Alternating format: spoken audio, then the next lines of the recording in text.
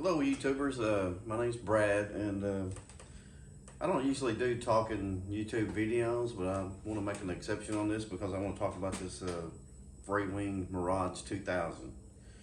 I've had it for this entire last summer and spring, and I've got maybe 60 flights on it. And first of all, I don't have no affiliation with them at all. I'm just talking about it because I like Freewing's products, and I think they've got the best price for the best plane right now of anybody. So, but anyways, I want to especially talk about this Mirage 2000 because it's $329, and minus the previous version. They just now did an update on it, and I think they've got a little bit better engine and van in it. Man, this one here, I don't know how it could be really any better. This thing's awesome, but anyways, man, it's an 80 millimeter, and it's kind of a small plane for an 80 millimeter. So this thing is hot, man. If you desire a plane that will make your heart pump and scare you a little bit, this is the one to get right here. And I mean, for $329, you can't hardly go wrong on it. Man, it'll fly by. I don't know how fast it's going, maybe 125, 130.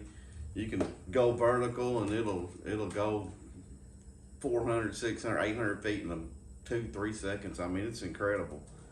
And you can throw the controls, put it in a flat spin, come out of it. And then the other thing that's really good at is doing high alpha. If you enjoy doing the slow flight, that's the thing about this thing. It can fly slow and it can fly fast. It'll roll like it rolls faster than any plane I've ever seen in my life. So, but anyways, in saying that, here's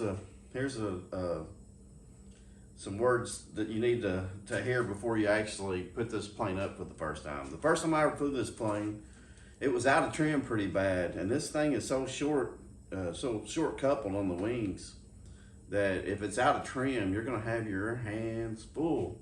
First time I took it off, I nearly crashed it 4 or 5 times. It was so out of trim that I couldn't get off of the controls fast enough to do any trimming on my transmitter. So I recommend that you have a buddy with you that knows a little bit about flying and can help you trim it while you're keeping it in the air the first time you fly it. And maybe you'll build it better than I did, and when you take off, it'll be in trim. But for me, and I didn't know how low the controls needed to go on it because this thing's crazy. But if you have these ailerons cranked up really high, this thing's gonna roll so fast you ain't gonna be able to see it. So, but anyways, have a buddy to help you, or you could, if you're out of trim, you could be in trouble and crash on the first flight. And I've got quite a bit of experience with jets. I'm no expert. I'm not the best. I'm not the worst. I'm kind of a medium jet pilot, I would say. But man, once you dial this thing in, it flies as good as any of them, lands as good as any of them. The high alpha is amazing. The verticals are amazing. You can do giant loops with it. You can just climb until you can't see it no more. Some of the negatives on it, I mean, the gear, I've had some trouble with the gear coming out just on normal landings on grass. A couple times I've hit a little hard, and it was probably pilot error, but I've also made really good landings and the gear come out. But in saying that, it's maybe like a 10-minute fix. I usually mix up some 6-minute epoxy and put it back in there, and I'm flying in a matter of minutes pretty much. So one other thing I've had trouble with is this, let me pick this up. This gear door on the front right here, sometimes the wind will blow this shut, and then when your gear tries to close, it traps it where it won't close. So always make sure that's open before you take off. And if your gear's not going all the way in, it's more than likely catching on that door. You can probably won't be able to see that when you're flying, but that's what's going on. It tricked me a couple of times. Also, I've never flown it with these tanks on it. It's just for looks on the tanks. I'm sure it would change the trim on the plane if I did try to fly it with them on there. One of these days, maybe I will. Maybe when I have my wife to do some video for me with a decent camera, and I'll leave them on there and get a pretty flight with them on. I think they look cool on there. They're really huge though. But man, the Mirage 2000 it's a fine airplane though. Oh, I put the It's got the afterburner back here from Freewing. It's like 17 bucks. Man, that really adds to the visual on it, and it helps with it helps me with orientation. I'm getting older. I don't see as good as I used to, and to have that light in the back really helps me out a little bit. So I fly 4,000 Admirals on it usually, and for me, the perfect balance location is to line the battery up exactly where the canopy connects on that. Now, if you want to do a lot of high alpha, you can go further back, and the plane will do fine. Or if it's a little windy and you don't want to do high alpha, then move it up just a little bit. But for me, lining it up with close to where the canopy goes on, within an inch or less, and you'll get a pretty good flight out of that. So, but that's about it on this plane. I mean, I just haven't seen any YouTube videos on it or talked about much. But as far as I'm concerned, for $329, you just can't hardly go wrong on it. I can't believe it's that cheap, and they just updated it too, so it's got newer stuff in it. But this one here was pretty awesome the way it was. So I don't know what all they changed. I think it's got a different fan, different motor. This thing sounds awesome too. Anyways, I can't think much else to say, but I put Minwax high gloss coating on mine to give it that. It's got a shiny look, which I usually don't do with Warbirds, but with it having all these graphics and everything, I went with the gloss shiny look. Normally on Warbirds I would put a flat clear on it, but it's got that turtle shell feel to it, and it's got a real glossy look to it, so you can kind of look it over there a little bit. Before I go, I'll show you some of the other airplanes in my hangar. And I have some FMS, and I have a few Freewing planes, and I'm a fan of all of them. But I have to say, Freewing is putting out some really nice stuff, and I really like their products. And yeah, they're going to get more of my money than anybody else right now. So, but anyways, I'm going to come around and get the camera. I'll talk about some of my other planes, and then we'll end this video.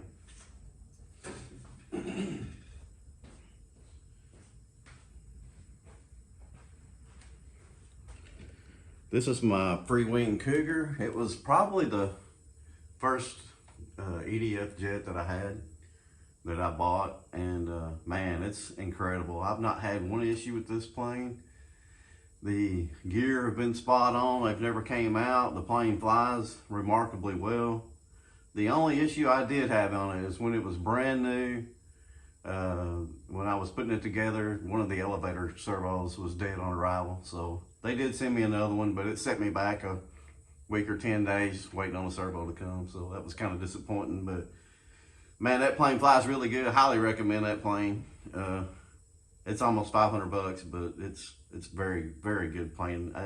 I would say if you're pretty new with jets, you'd be okay with that one. It flies pretty easy and lands nice. This one here to me, it's a really beautiful jet. One of my favorites to fly. It does have some issues that I don't like. I fly off of a grass runway. The gear are kind of weak on it, and they've come out. They come out pretty easily, actually. So that's a weak spot on that plane. The plane flies remarkably well, though, and it's real maneuverable. Not real high. It's not real high speed. It might go 100, 110 miles an hour. But it will high alpha, and it'll make you look like a better pilot than you are, man. Against the wind, I can almost make that plane where it won't even go forward. It'll just sit in one spot, and it's pretty easy to do, actually. So, and it'll flip over pretty quick on the loops, and it rolls pretty fast too. Overall, it's a beautiful plane, I think, and it flies really good too. So, if the gear was a little stouter, I'd be a little happier with it. Overall, though, it's one of my favorites. I love it. I've got this UMX A10. I noticed it the other day on a hand launch. I didn't get on the controls quick enough. Pilot error. Kind of ruined that plane. But it's cheap, and I got a lot of fly. I've flew it for a whole summer, and I flew it pretty regular too. But those fly awesome.